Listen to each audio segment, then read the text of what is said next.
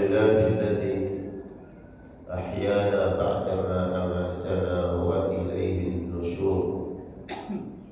أشهد أن لا إله إلا الله وحده لا شريك له وأشهد أن محمدا عبده ورسوله. اللهم صل وسلم وبارك وكرم على هذا النبي الكريم وعلى آله وأصحابه ومن سار على نهجه واستنى بسنته إلى يوم الدين. أما بعد، قال الله تعالى وهو أصدق القائلين: أعوذ بالله من الشيطان الرجيم. يا أيها الذين آمنوا اتقوا الله ولتنظر نفس ما قدمت لغد واتقوا الله إن الله خبير بما تعملون. صدق الله العظيم. Alhamdulillah, alhamdulillah, puji syukur kita panjatkan kehadirat Allah Subhanahu wa taala di pagi hari ini pada salat subuh. Setelah kita melaksanakan salat subuh berjamaah, kita lanjutkan dengan mudzakarah, sama-sama tawasau bil haqqi wa tawasau bis sabr, mengharap kepada Allah Subhanahu wa taala semoga langkah kita dari rumah menuju tempat yang mulia ini Allah hapuskan dosa-dosa kita, Allah angkat derajat, Allah persiapkan pahala di akhirat nanti yang semoga dengan itu Allah masukkan kita ke dalam surga. Amin ya Allah ya Rabbal alamin. Di majelis yang mulia ini kita memuliakan makhluk yang paling mulia yang Allah hadiahkan untuk umat paling mulia, umat termulia baginda Rasulullah sallallahu alaihi wasallam. Selawat salam kepada beliau, kepada keluarga dan seluruh sahabat-sahabat baginda Rasulullah sallallahu alaihi wasallam. Selawat salam kita ini sebagai pengikat kita, mengikat mahabbah, kecintaan, kerinduan kita kepada baginda Rasulullah sallallahu alaihi wasallam. Orang yang paling berbahagia nanti di akhirat itu adalah orang yang paling cinta, yang paling besar kerinduan dan kecintaannya kepada Allah dan Rasulnya. Apa sebab? Karena di akhirat tujuan dikembalikan oleh Allah Subhanahu wa taala adalah untuk berjumpa dengan Allah, berjumpa dengan Rasulullah sallallahu alaihi wasallam. Maka semakin besar cinta dan kerinduan kita dengan Nabi, maka makin besar kebahagiaan dan tidak. Ya. Semoga dengan selawat salam kita kepada baginda Nabi sallallahu alaihi wasallam, Allah pantaskan kita semua kelak mendapatkan syafaat baginda Rasulullah sallallahu alaihi wasallam. Amin ya Allah ya Rabbal alamin. Tapi insyaallah jemaah sekalian, kita lanjutkan kajian kitab Riyadhus Shalihin dari Imam An-Nawawi rahmatullah alaihi. Pada pagi hari ini kita masuk ke bab fadli man mata lahu auladun shighar.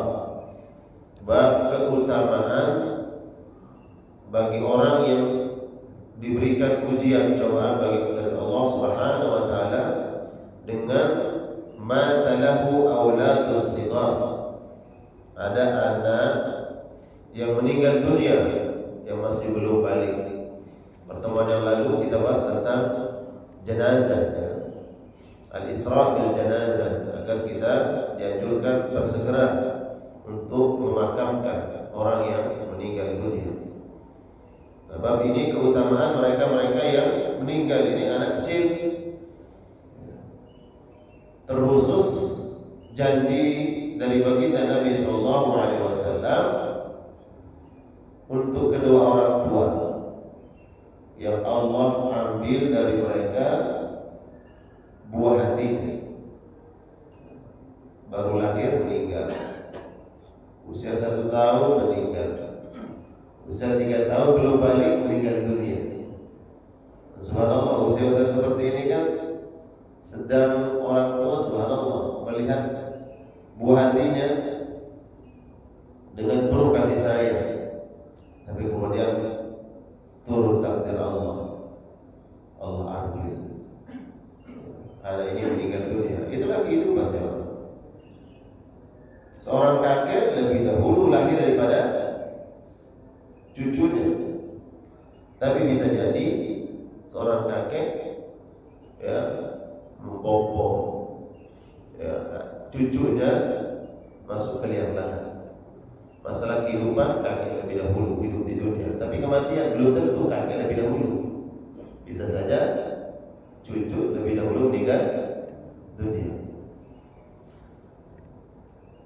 Hadis yang pertama yang dicantumkan oleh Imam Nawawi rahimahullah alaih dalam bab ini, hadis dari sahabat Anas radhiyallahu taala anhu qala Rasulullah sallallahu alaihi wasallam, Nabi bersabda, "Ma min muslimin yamutu lahu thalathatun lam yablughul hintha illa adakhallahu al-jannah bi fadli rahmatihi iyyahu." Apabila seorang muslim mendapatkan ujian dari Allah Subhanahu wa taala, meninggal dunia anaknya thalatha, tiga orang lam yablughul hintha, yang mana ketiga anaknya ini belum sampai masa usia balik, illa adakhalahu Allahul jannah bi fadli rahmatihi iyyahu, melainkan Allah akan memasukkan mereka, siapa mereka? Orang tua daripada anak ini akan dimasukkan oleh Allah ke dalam surga bi fadli rahmatihi iyyahu, karena rahmat Allah kepada mereka anak-anaknya, bukan kepada orang tua. Jadi kalau ada orang yang meninggal anaknya, dalam hadis ini 3 orang anak yang belum balik, maka Allah akan masukkan kedua orang tuanya karena rahmat Allah terhadap anak-anaknya, bukan terhadap orang tuanya. Nah, dari sini kemudian dijelaskan bahwa kalau seandainya orang tuanya memiliki dosa, maka dosanya akan diampuni oleh Allah, bukan karena istighfarnya orang tersebut, bukan karena Allah merahmati orang tuanya, tapi karena Allah merahmati anak-anaknya. Dari sini kemudian juga ulama menjelaskan anak tersebut memberikan syafaat untuk kedua orang tuanya. Ada di sini yang diuji oleh Allah, anaknya meninggal dunia belum balik. Ada Pak? Ada enggak? Enggak ada. Enggak apa-apa, angkat tangan siapa? Ibu. Ibunya ada, bapaknya enggak ada. Berarti suaminya enggak ngaji. Bu? Suaminya ngaji enggak? Hah? Ada saya Ustaz, ibu-ibu, berarti suaminya udah enggak ngaji. Mestinya kan dia katakan bapaknya kan, suaminya. Tapi suaminya enggak ngaji, istrinya angkat tangan. Berapa Bu? 1? Berarti ibu enggak masuk kan di sini nih. Hah? Baik, ini kan hadis yang dicantumkan oleh Imam Nawawi. Ada hadis lain lagi. Ya, ada hadis lain. Kalau dalam hadis ini yang sanadnya sampai kepada sahabat Anas radhiyallahu taala itu memang disebutkan thalatha, 3 orang anak. Kemudian ketika Nabi menyebutkan thalatha, 3 orang, ada seorang sahabat, tidak dijelaskan di hadis ini ya, tidak dicantumkan. Ada seorang sahabat kemudian, saya kan cuma 1, kayak itu tadi itu. Nabi nyebut 3, saya cuma 1, berarti nggak dapat saya. Akhirnya dia mendekat ke sahabat ini kepada Rasulullah SAW. Ya Rasulullah, bagaimana kalau 2? Nabi, ya, 2 juga sama. Jadi kalau ada orang yang meninggal dunia anaknya belum balik, 2 orang sama akan dirahmati oleh Allah disebabkan karena anaknya. Udah sahabat ini tanya lagi, ya Rasulullah, gimana kalau satu ya Rasulullah? Nabi diam dulu. Kalau tadi dua, Nabi langsung jawab, iya sama dua. Ya Rasulullah, gimana kalau satu? Nabi diam dulu. Bu, bagaimana bu jawaban Nabi? Ibu penasaran ya?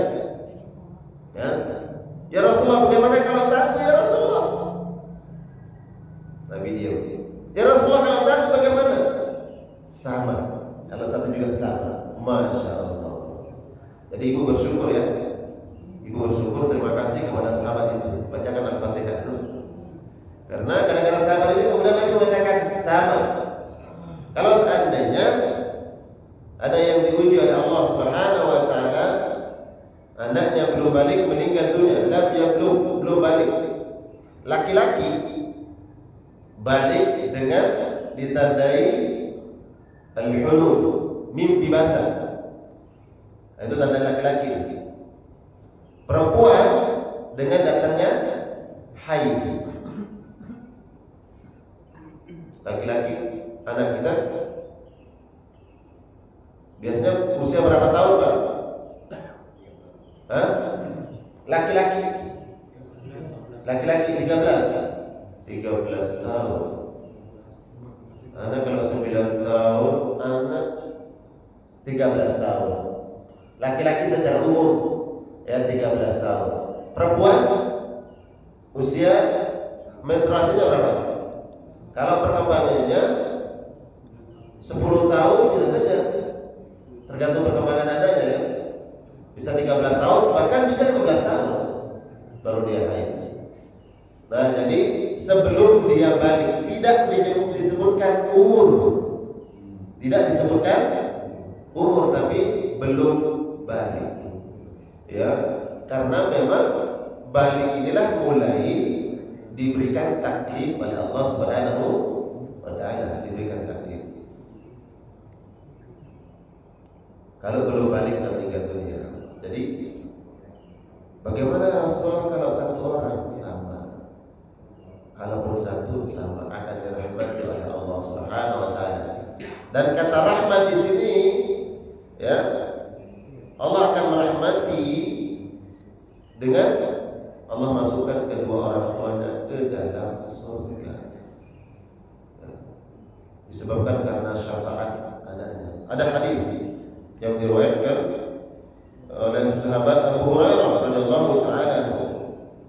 Rasul bersabda, "Idza mata waladul abdi, qala Allah taala lil malaikah." Apabila ada seorang hamba yang anaknya meninggal dunia, belum balik, maka Allah berkata kepada malaikat, "Qabattum walad 'abdi?" Apakah kalian mengambil ruh atau jiwa anak hambaku? Fayaqulun, malaikat berkata na'am. Fayaqulun, malaikat berkata na'am, iya. Malaikat menjawab berapa? Banyak atau satu orang? Satu. Malaikat apa? Israel. Bila Israel terus datang menjemput, tubuh terbujur tak berdaya. Israel satu. Jadi malaikat tak ramai-ramai yang jauh, satu. Tapi dalam hadis ini fayaqulun, malaikat berkata. Jadi yang bertugas itu satu, tapi pengawalnya banyak. Ya, yang awalnya banyak malaikat. Kalau rohnya ini baik, ya orang tua. Kalau rohnya baik, yang awal ini senang, ya Allah dia punya fulan bin fulan. Tapi kalau rohnya orang jahat, yang awal ini enggak senang. Makanya malaikat fayaqul, malaikat berkata, "Na'am, iya, kami mencabut nyawa ruh anak daripada hamba-Mu ya Allah." Fayaqul, maka Allah berkata, "Qamattum thamrata fuadihi." Kalian mencabut nyawa belahan hati mereka, hatinya, yaitu anak kita. belahan hati. Auladana akbaluna tamshi 'alal ardh. Anak kita adalah jantung hati kita yang berjalan di atas muka bumi. Kalian ambil ruh, ya, jantung hati mereka, yaitu anak-anaknya. Fayaqulun, mereka berkata na'am. Ma qala 'abdi, lalu hamba berkata dan berucap apa? Orang tuanya, apa ucapannya? Fayaqulun hamidaka wastarja'a. Hamba, yaitu orang tuanya, memujimu ya Allah dan mengucapkan istirja, inna lillahi wa inna ilaihi raji'un. Fayaqulullah, Allah berkata, Allah berfirman kepada malaikat, ubnu li'abdi baitan fil jannah wa sammuhu baital hamdi. Saat itu juga Allah perintahkan malaikat, bangun istana yang megah di dalam surga. Baitan fil jannah, tempat tinggal di dalam surga. Wasammuhu baital hamdi, kemudian tulis di depan rumah itu tulisan besar, sammuhu baital hamdi, dengan tulisan rumah ini namanya rumah pujian kepada Allah. Jadi di surga nanti ada rumah yang bertuliskan Baitul Hamdi, rumah pujian.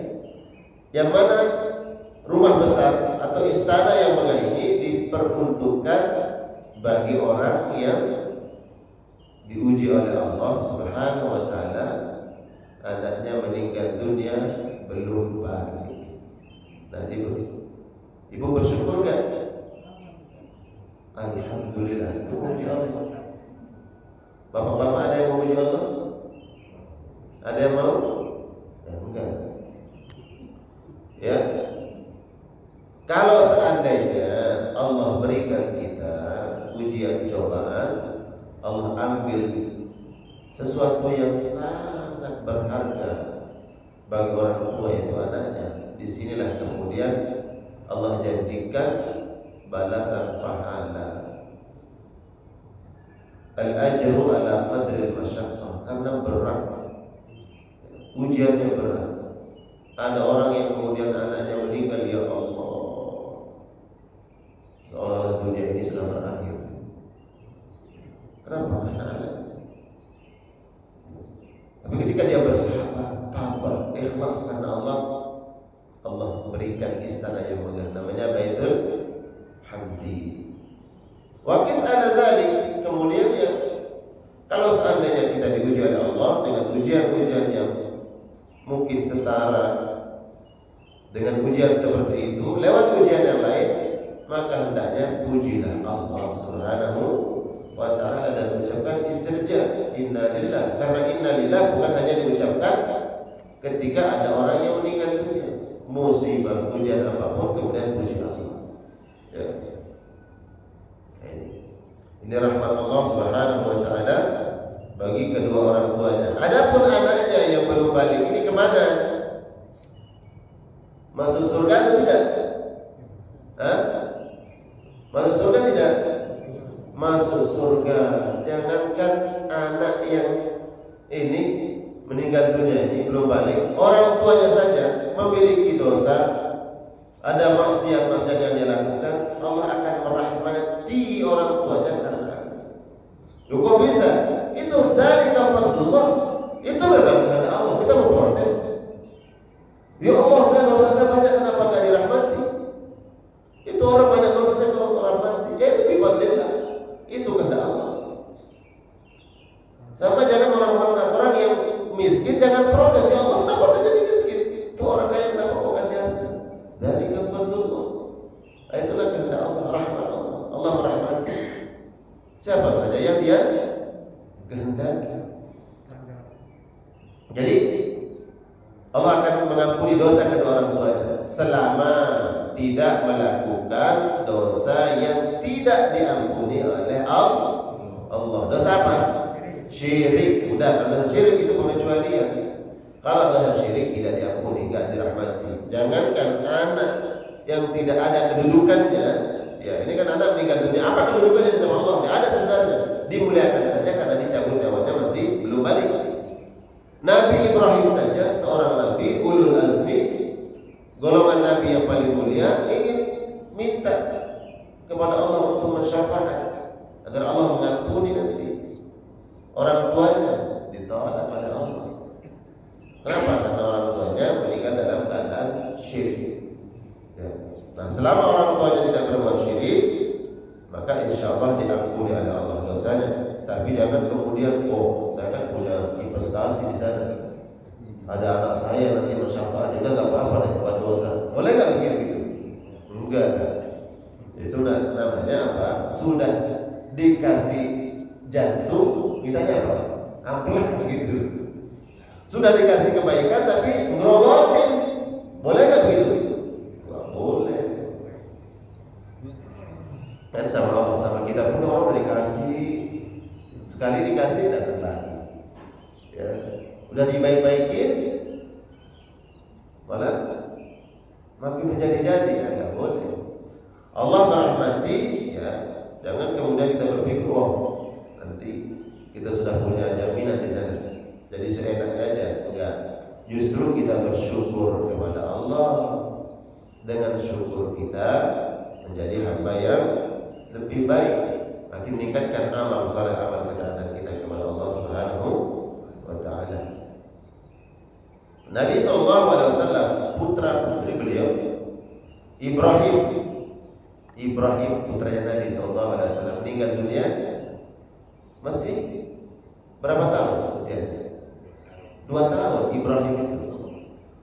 Kalau anak kita 2 tahun lagi lucu-lucunya kan, usia mungkin 1 tahun udah bisa ngoceh, ya manggil papa, mama, baru jalan kan, senang-senangnya tuh. 2 tahun lucu-lucu. Meninggal dunia Ibrahim.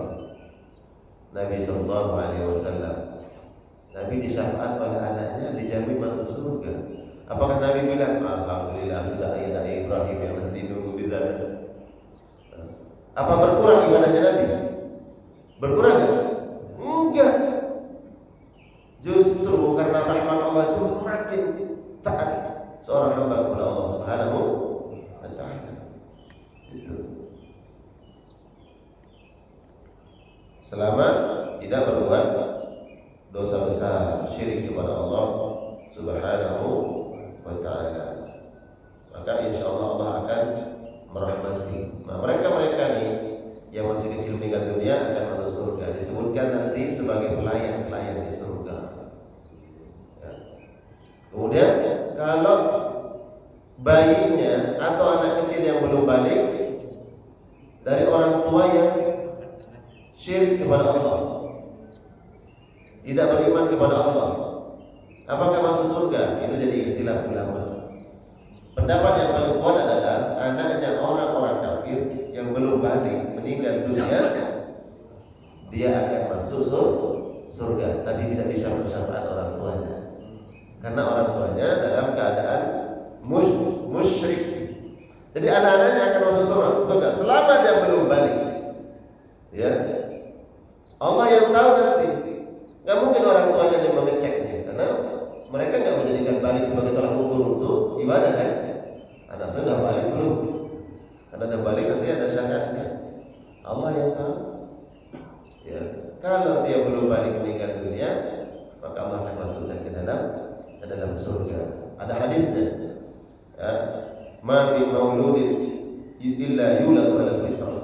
Setiap anak yang lahir itu lahir dalam keadaan suci. Dia suci, bersih, bebas dari dosa.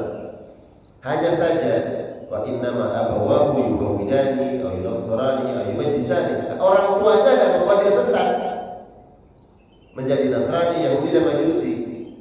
Ketika akil balik disesatkan oleh orang tuanya, ikut keyakinan dan kepercayaan akidah orang tuanya, baru bisa dicatat oleh Allah. Dan karena balik. Sebelum balik, catatan amal masih bersih. Meninggal dunia, Allah akan masukkan ke dalam surga. Lalu bagaimana? Karena dia akan masuk surga, umpamanya dia belum balik. Padahal kan dia disyariatkan dikuburkan dengan tata cara sesuai agamanya. Nasrani ya Nasrani, Yahudi dan Yahudi, Majusi dengan tata cara Majusi. Maka orang beriman nggak boleh, dia kan masih bersih. Kita harus makamkan dengan cara muslim, nggak boleh. Ya tetap dengan caranya, kepercayaan orang tuanya dimakamkan. Bahkan pun tidak boleh dimakamkan di makam orang kaum muslimin. Hanya nanti jadi dia mendapatkan rahmat Allah di akhirat. Tapi di dunia tetap dengan cara kepercayaan, keyakinan, akidah kedua orang tuanya. Jadi rahmat dari Allah nanti di akhirat. Ya, tidak boleh kemudian orang Islam mengatakan kita harus makamkan dengan secara muslim karena dia nanti akan masuk surga. Gitu ya. Jadi dengan 3 anak kata Nabi SAW yang meninggal dunia belum balik, Allah akan masukkan kedua orang tuanya. Disebabkan karena rahmat Allah kepada mereka. Mereka anak yang meninggal dunia bukan karena orang tuanya. Orang tuanya justru mendapatkan rahmat disebabkan karena anak-anaknya. Kemudian Nabi SAW bersabda dalam hadis yang lain bahwa Allah Subhanahu wa taala nanti di akhirat berkata kepada anak-anak yang meninggal dunia belum balik, udkhulul jannah, silakan kalian masuk surga. Allah yang menyampaikan kepada yang meninggal belum balik, silakan kalian masuk surga. Kemudian mereka berkata, hatta yadkhula abauna, mereka enggan. Mereka enggak mau masuk surga dan mereka berkata protes kepada Allah sehingga orang tua kami masuk surga. Jadi mereka menunggu di pintu surga, enggak mau masuk surga. Kami ingin masuk surga bersama kedua orang tua kami. Fayuqal, lalu Allah berkata, aina aba'uhum, mana orang tuanya? Dipanggil orang tuanya mana? Orang tuanya mungkin masih dihisab. Makanya ini ada syafaat, ada syafaat khusus, ada syafaat umum. Syafaat khusus dari Nabi SAW, ada syafaat umum. Syafaat umum ini banyak yang bisa memberi syafaat. Salah satunya adalah yang meninggal dunia belum balik, ini syafaat umum. Ada lagi syafaat umum ahlul Quran, penghafal Al-Quran bersyafaat. Siapa lagi yang bersyafaat umum? Mujahid fisabilillah, orang yang mati di medan perang, syafaat diberikan nanti. Kamu mau syafaat siapa? Siapa lagi yang bersyafaat?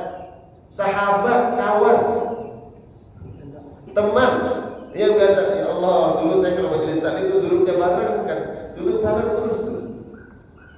Nanti di akhirat dia cari temannya itu, mana tuh teman saya majelis taklim dulu?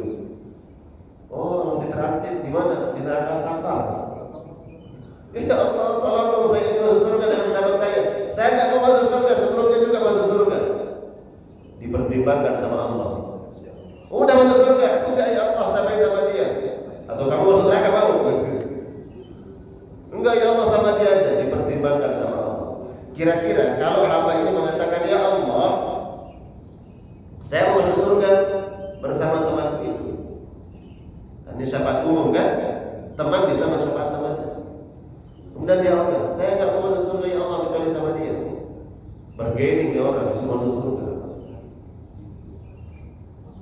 Kemudian dia negosiasi dengan Allah, ya Allah tolonglah saya.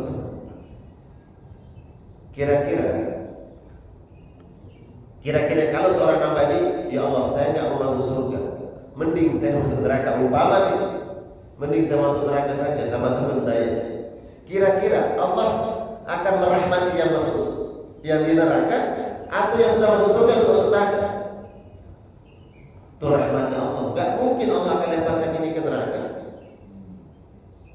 Maka rahmat Allah adalah yang di dalam neraka ke dalam surga. Surga itu rahmat Allah. Makanya ada yang mengatakan, wa in tu'adzibhum fa innahum ibaduk, wa in taghfir lahum fa innaka ghafurur rahim. Ya Allah, kalau Engkau siksa mereka, mereka itu hamba-Mu. Toh juga Engkau, bahasanya, toh juga Engkau kan yang ciptakan Allah. Engkau yang menciptakannya, itu hamba-Mu. Kalau Engkau ampuni, Engkau Maha Pengampun ya Allah. Allah Maha Pengampun. Allah akan pilih bahwa Dia akan ampuni. Kalau Dia siksa, Dia hamba-Nya. Kalau Engkau pukul, itu anakmu. Kalau Engkau maafkan, kau kan orang tua yang baik. Kira-kira mana dia orang tua? Hah? Kalau anak kita bersalah, kemudian kita menghukum, ada teman kita yang kalau kamu hukum, dia kan anakmu. Kalau dia kesakitan,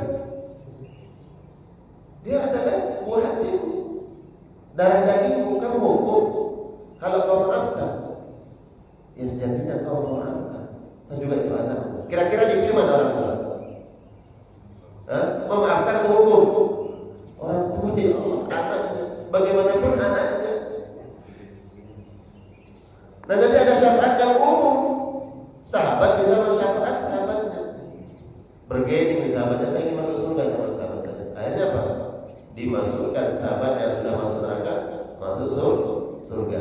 Nah, ini ada syafaat umum, syafaat anak kepada kedua orang tuanya, sahabat teman terhadap temannya, sahabat mujahid untuk keluarganya. Bahkan jamaah ada syafaat guru buat murid-muridnya. Iya, ya. Saya ingat nasihat seorang guru.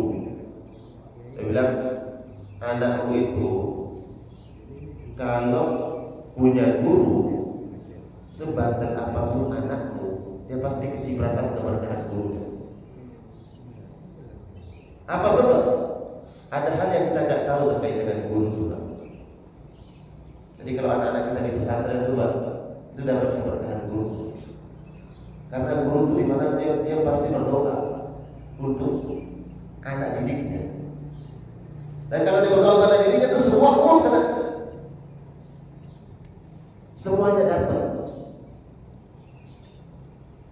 Sebagaimana orang tua kalau dia berdoa untuk anak-anaknya, seburuk apapun anaknya pasti dapat keberkahan doa orang tuanya. Allahumma firli wa liwalidayya, berdoa orang tua. Allahumma firli, ya Allah ampunilah saya, wa dzurriyyati, dan anak keturunanku. Walaupun dia enggak sebut satu persatu, ya, maka semua anaknya kena. Begitu juga, ya, dia mendoakan. Siapa saja yang pernah mendapatkan ilmu dari dia doakan. Guru nanti bisa mensyafaat murid-muridnya. Ya. Jadi ada syafaat umum. Nah, kalau umpamanya di hadis ini disebutkan orang tua mendapatkan syafaat dari anaknya. Tadi saya tanya, ada nggak Pak yang anaknya meninggal dunia? Nggak ada yang mengajukan tangan, nggak ada. Berarti kita nggak dapat syafaat dari itu. Lalu dari mana kita dapat syafaatnya? Masih banyak jalannya. Jangan sampai kita nggak dapat syafaat dari situ. Sudah banyak jalan syafaat umum pun nggak dapat. Syafaat dari teman nggak dapat. Kenapa? Dia nggak punya teman baik.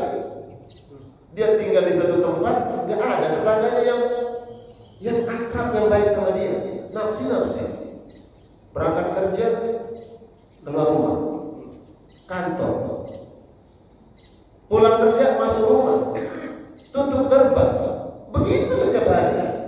Bertahun-tahun nggak kenal kanan kiri. Oke, dia berarti nggak dapat syafaat dari tetangga.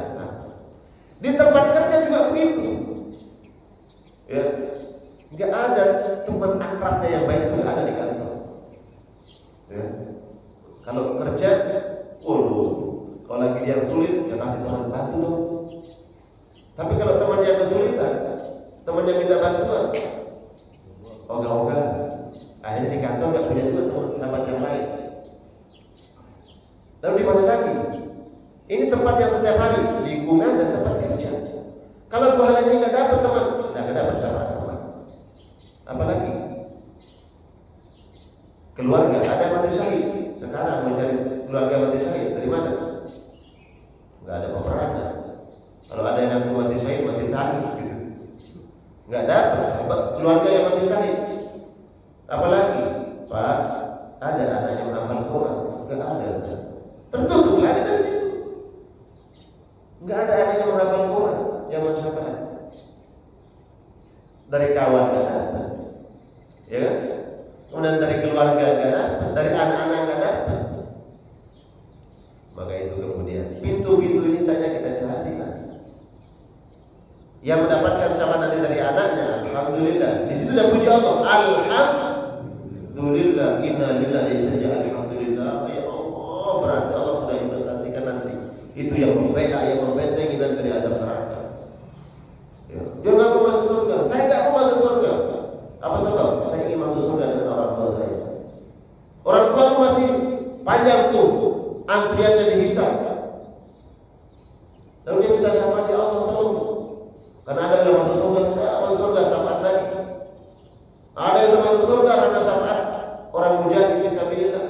Ada yang masuk surga karena syafaat Al-Quran. Masih banyak yang antri di situ. Sampai nunggu 10 tahun di akhirat untuk dihisab. Ada yang nunggu 20 tahun, ada yang nunggu 50.000 tahun dapat giliran dihisab. Yang lainnya sudah ada masuk surga. Ya. Karena syafaat khusus Nabi, syafaat umum. Nah, kita cari. Ya. Makanya kemudian dimanapun kita berada, hendaknya memiliki sahabat. Ya, sahabat yang dari dunia sampai sahabat di akhirat, bersahabat kita. Ya. Sahabat 1000 masih terlalu sedikit. Musuh 1 orang udah banyak. Betul kan? Iya. Nih, ada orang temannya ngumpulin musuh banget. Di kantor ngumpulin musuh. Di tempat dia tinggal juga banyak musuhnya. Ya Allah, mungkin tempat kerja karena mungkin semuanya urusan dunia. Di lingkungan juga begitu. Tapi kalau di tempat yang rahmat turun, kebaikan selalu ada di situ, dia masih mencari musuh, udah gak ada. Ya kan? Paham maksud saya? Iya, di tempat yang kaya kita bersahabat. Ya. Nah, jadi agar kita dapat syafaat nanti dari sahabat. Kalau dia dapat syafaat dari anak, tidak syafaat dari ahlul Quran, dari mujahid, dari Nabi belum tentu. Kita ngaku ya minta syafaat dari Nabi belum tentu nanti. Ya. Orang-orang nanti yang dapat syafaat dari Nabi itu sudah ada tanda-tandanya kan? Ya, tandanya.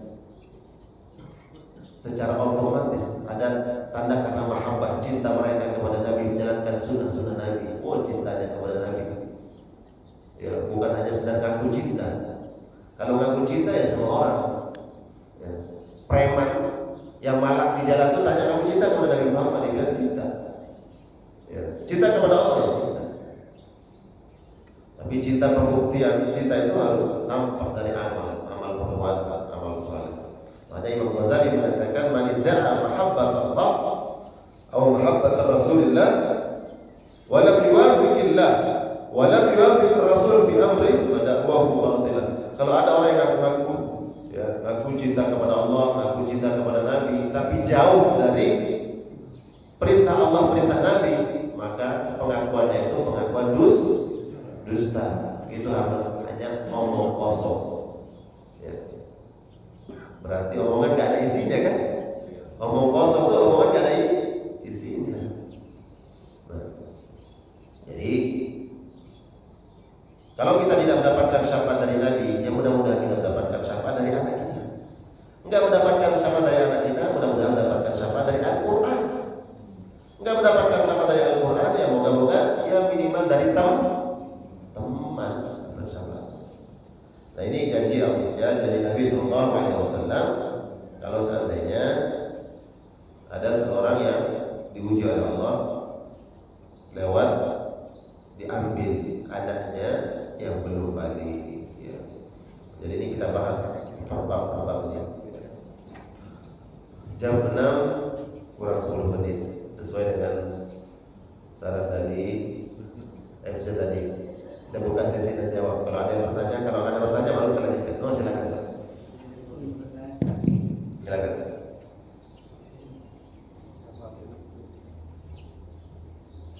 Yang tadi itu Ustaz, bahwa orang tua itu bisa membuat anaknya menjadi Yahudi, Nasrani maupun Majusi. Iya. Nah, misalnya sudah terjadi Ustaz, beliau mendidik menjadi salah satu dari ketiga tersebut. Nah, kemudian pada saat di akhir ujung hidupnya tuh orang tuanya dapat hidayah Ustaz. Jadi masuk Islam itu jadi mualaf dan menjalankan semua perintah Allah gitu. Nah, pertanyaannya gini Ustaz, pada saat nanti di yaumil qiyamah itu, anaknya itu apakah tidak menuntut Ustaz? Dia disesatkan oleh orang tuanya yang sudah bertobat. Apakah nanti orang tuanya bisa menarik anaknya atau justru anaknya malah menarik orang tuanya? Terima kasih Ustaz. Masya Allah. Kalau tadi disampaikan bahwa kalau anaknya masuk surga tapi orang tuanya masih dalam kesyirikan, anak tidak bisa menarik dan mensyafaat orang tuanya, ya, karena berbuat syirik. Bagaimana kemudian kalau anaknya masih dalam kesyirikan, orang tuanya masuk Islam, mendapatkan hidayah, dan anaknya dalam kesyirikan ini disebabkan karena orang tuanya, maka ini sangat penting kita memberikan pemahaman. Pertama, kewajiban tetap orang tua yang sudah mendapatkan hidayah, dia punya kewajiban untuk mengajak kepada hidayah. Dia sampaikan kepada anaknya bahwa saya masuk Islam dan ini agama yang benar. Sampaikan kepada yang bersangkutan, dan itu hidayah dan ini dakwah. Nah, kalau sudah dia mendakwah itu, menyampaikan kebenaran dan anaknya tetap dalam kemusyrikan, maka di akhirat nanti orang tuanya tidak akan dituntut, ya, tidak akan dituntut, karena dia mendapat hidayah itu tandanya bahwa Allah yang memberikan hidayah.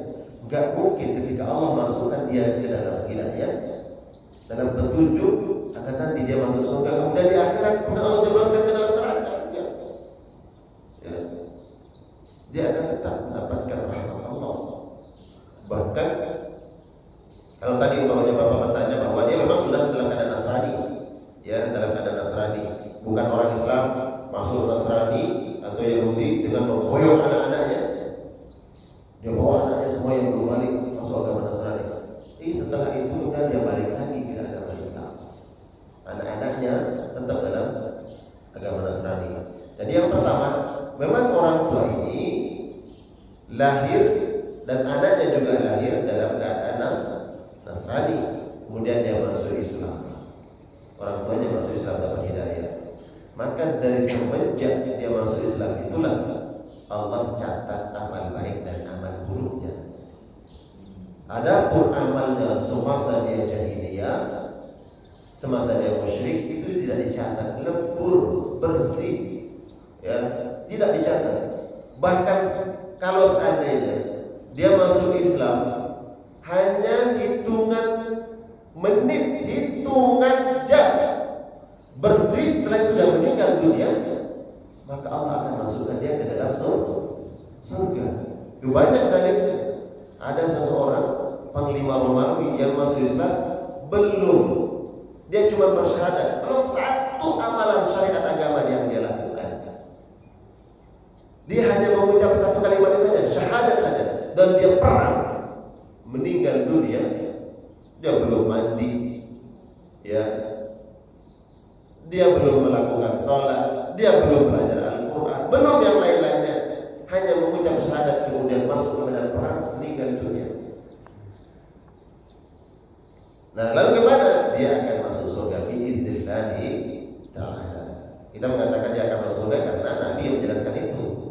Bukan karena kita mengatakan dia masuk surga, Nabi yang menjelaskan dia akan masuk surga. Adapun anak-anaknya tidak menjadi tanggung jawab dia. Kalau seandainya dia yang membawa nih anak-anaknya, dia bawa ke agama Nasrani atau agama Majusi atau Yahudi, kemudian dapat hidayah lagi, dia masuk dalam agama Islam, maka dia berkewajiban untuk mendakwahi anaknya. Wajib. Karena disebabkan dia setelah dia mendakwahi kembali kepada yang bersangkutan. Kalau dia masuk Islam, mengikuti jejak kedua orang tuanya yang kembali masuk Islam, maka ini hidayah, dia dapatkan hidayah taufik dari Allah. Kalau dia tidak masuk Islam, orang tuanya sebagai hidayah irsyad saja. Dia mengajak kepada Islam, tapi anak-anaknya tidak mau ikut. Maka orang tua ini tidak diberatkan. Tidak diberatkan karena anak-anaknya tidak. Ya, jangan bersyukur, ya Allah, dulu saya yang menyebabkan dia masuk agama Nasrani. Lalu bagaimana? Apakah nanti saya akan memikul dan menanggung dosa-dosa mereka? Tidak. Tidak. Kecuali setelah kita mendakwahi, maka insya Allah kita tidak akan memikul itu. Paham ya? Barakallahu. Silakan, ada lagi tadi. Silakan.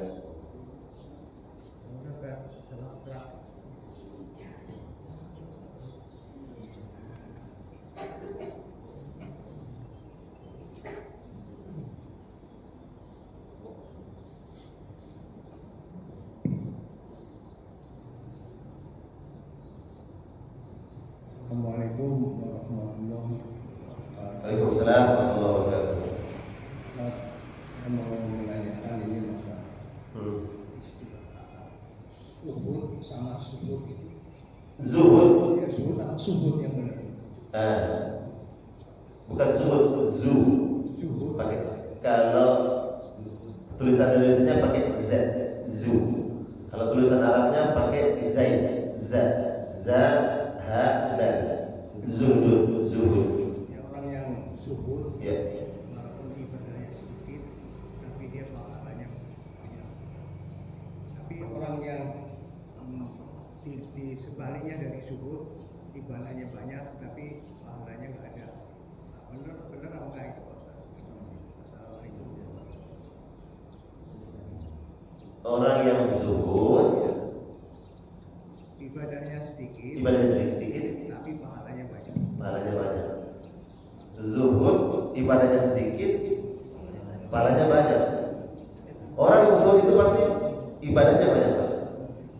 Kalau kita balik, apa itu terminologi zuhud itu? Az-zuhdu al-bu'du anid dunya. Jadi nggak mungkin orang zuhud kemudian ibadahnya sedikit, itu nggak mungkin. Ya, kalau benar zuhudnya, kecuali kalau kamu saya mau zuhud, kalau udah ngaku udah nggak ibadah, itu bukan zuhud beneran.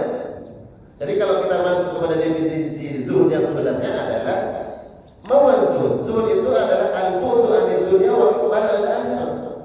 Orang yang berusaha sangat menjauhi perkara dunia, tapi getol ke akhirat, itu zuhud. Jadi dia menjauhi dunia, dia getol akhirat. Akhirat sholat, puasa. Lalu bagaimana dia ngaku zuhud kalau dia nggak ibadah, banyak ibadahnya? Berarti cuma ngaku doang. Ya. Berarti benar-benar zuhudnya, Pak. Kalau zuhud hanya meninggalkan dunia, kemudian tidak ibadah, itu bukan zuhud. Dia berarti cuma nggak mau dunia aja. Banyak orang yang saya nggak mau urusan dunia, tapi juga dia nggak mau ibadah. Buat apa dunia? Dia menyendiri nggak mau ibadah, tapi sholat nggak mau. Ngapain sholat? Kita nyembah apa? Kita nyembah khayalan aja. Tuhan itu adalah ilusi aja. Kalian menciptakan sendiri Tuhannya kalian semua.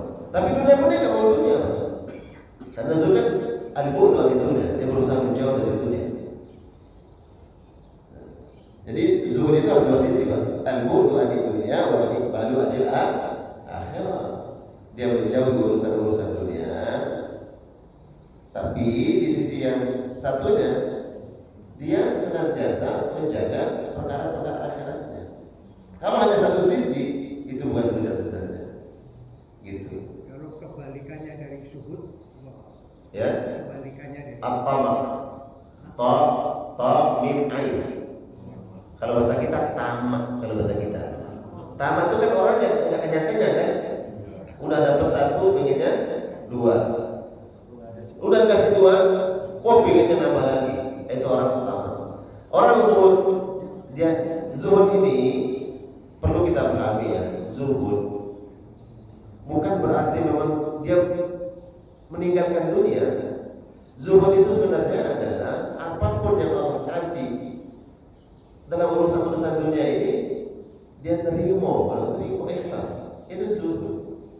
Karena ada orang yang memadai zuhud itu pokoknya kalau sudah enggak melakukan urusan-urusan dunia, itu ada zuhud. Padahal bukan zuhud seperti itu. Siapa yang paling zuhud? Coba.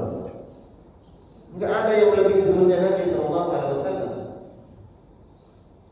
Ada yang mengaku lebih zuhud dari Nabi? Enggak ada. Oh, saya zuhud kenapa? Saya enggak mau nikah. Dianggap itu zuhud yang benar. Kenapa? Karena saya ingin tahanus, menyendiri di gunung. Saya ingin ibadah saja. Pokoknya enggak mau urusan-urusan dunia. Apakah dia lebih zuhud dari Nabi? Nabi istrinya berapa? Hah? 9. Nabi. Kalau kita enggak boleh nambah dari 4, enggak boleh. Jangan 4, 1 aja. Sampai sekarang belum boleh nambah kan? Enggak ada boleh nambah. Kalau pun nambah diam-diam. Ketawanya pas innalillahi. Baru ketahuan. Ya, terbongkar ternyata. Datang ikut ngelayat. Tiba-tiba nangis melorong. Istrinya kaget. Ibu siapa ya? Oh, istri sebangsa. Saya adalah istrinya bapak juga. Gitu. Itu madunya. Ya. Hah? Ada begitu Pak? Enggak ada pernikahan ketemu kan nanti. Kalau ada begitu aja ya Pak. Khawatirnya nanti ini melebar dikit ya, biar agak ceria dikit. Apa? Soalnya Pak kalau ngomong ini pada cerah langsung. Yang gantung-gantung cuma langsung bangun. Karena tentu nanti nyampe ke situ. Sabar. Karena apa? Karena nanti khawatirnya itu anaknya ketemu dengan anaknya sama anaknya, nggak tahu itu saudara kandungnya, sama anak beda ibu. Siapa berdosa? Bapaknya berdosa. Tahu-tahu bapak kamu siapa? Udah mau masuk catatan pernikahan itu susul ke bapak kamu siapa? Ternyata sama bapaknya. Ya Allah, itu dosa jariah nanti. Jadi kalau diam-diam harus kasih tahu dulu itu dulu anak. Kalau anak udah siap nih, kamu tahu ya, memang ibu kamu tuh belum tahu. Tolong jaga. Apa? Kalau disampaikan ibu nanti khawatir, kakek pingsan meninggal, kamu mau ibu meninggal, gitu kan aja. Oke. Tapi harus kamu tahu ya, itu adalah saudaramu. Tolong dirahasiakan, itu saudaramu. Untuk apa nanti jangan terjadi seperti itu? Ya. Biar dia tahu tuh anaknya itu saudaranya. Walaupun ibunya tidak tahu, tapi anaknya harus tahu. Iman nanti ketika itu tahu hak-haknya juga itu. Nah, artinya Nabi SAW itu manusia yang paling zuhud. Walaupun demikian, tetap Nabi menikah. Ada orang yang ingin zuhud sampai tidak menikah. Faman ragiba an sunnati falaysa minni. Itu pengakuan zuhud yang salah. Zuhud itu apa? Ikhlas dengan apa semua pemberian Allah, laksanakan perintah Allah, laksanakan perintah Nabi, itu zuhud.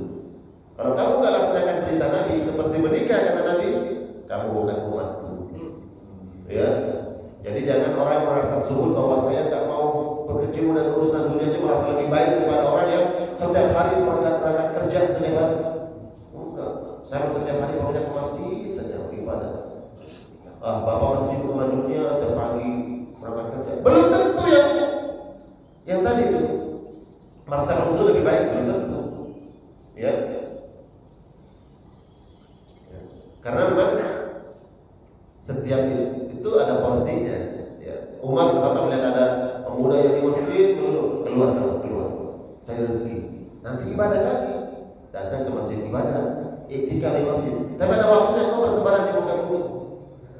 Ya. Jadi makna zuhud yang sebenarnya jangan lihat satu sisi meninggalkan dunia, tapi juga harus iqbalul akhirat, melaksanakan perintah Allah. Itu orang zuhud. Nah, jadi kalau ada yang mengaku bahwa bagaimana Ustaz? Ada orang zuhud tapi ibadahnya sedikit, berarti dia belum zuhud, ya. Pengakuannya saja berarti zuhud, ya. Gitu. Dalam sembahyang begitu. Dalam sembahyang itu zuhud. Nah, artinya khusyuk gitu. Artinya sama khusyuk. Ya. Sama. Oh, beda, ya. Zuhud dengan khusyuk. Khusyuk bermakna at-tadarru, ya. At-tadarru, tunduk hati kita kepada Allah Subhanahu wa taala, itu khusyuk. Khusyuk ini dia temporer, Pak.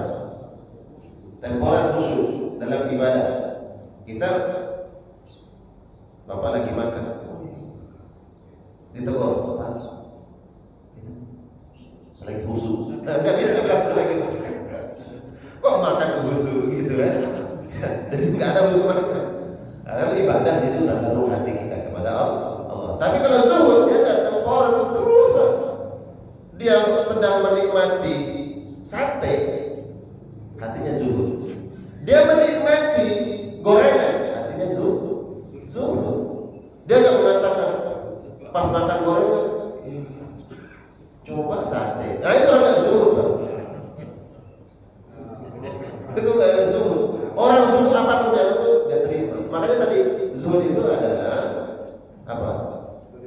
Orang itu iqbal, dia menerima. Ya. Jadi apapun yang dapat dia dapatkan itu dia terima, itu zuhud. Kalau Bapak sekarang nih, kalau ingin lihat buktikan mana sih yang aku zuhud itu, coba tes. Iya. Kan ada sarapan pagi di sini nih. Jadi orang yang zuhud itu, tapi jangan cobain nanti gitu.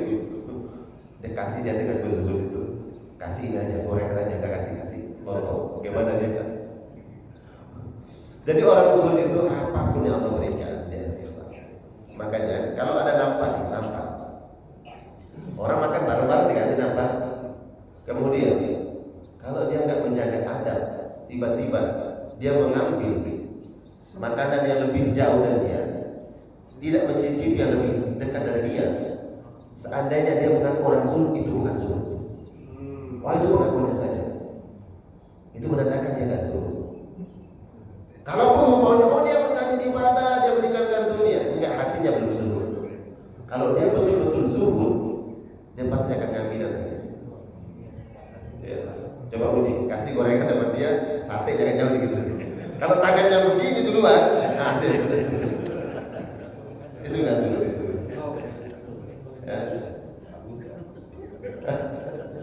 Ada yang zuhud gitu ya. Tapi boleh ini kita zuhud ini kan perlu dilatih, ya. Sahabat Nabi yang paling zuhud siapa? Sahabat Nabi yang paling zuhud bukan Umar bin Khattab. Utsman beliau zuhud, dia zuhud. Kezuhudan beliau hatinya tidak terikat dengan dunia. Makanya kemudian hartanya dilepas saja, tapi pakaiannya coba, adakah pakaian sahabat yang paling licin dari Utsman? Enggak ada. Utsman itu pakaiannya setiap kemanapun dia pasti pakaian yang paling bagus. Innallaha jamilun yuhibbul jamal. Karena zuhud di sini. Yang zuhud di sini. Utsman zuhud, walaupun kemana-mana pakaian subhanallah. Umar orang kaya Umar. Coba itu berapa harta warisan yang ditinggalkan oleh Umar untuk ahli warisnya. Oh, kalau itu sekarang triliunan, Pak. Kalau itu sekarang nih dikonversi. Tapi Umar bin Khattab beliau meninggal dunia ada hanya dua paket yang dia pakai. Padahal hartanya yang dia pakai cuma dua. Pertama, itulah cara seorang pemimpin memperlihatkan keteladanan. Itu zuhud Umar bin Khattab, beliau luar biasa.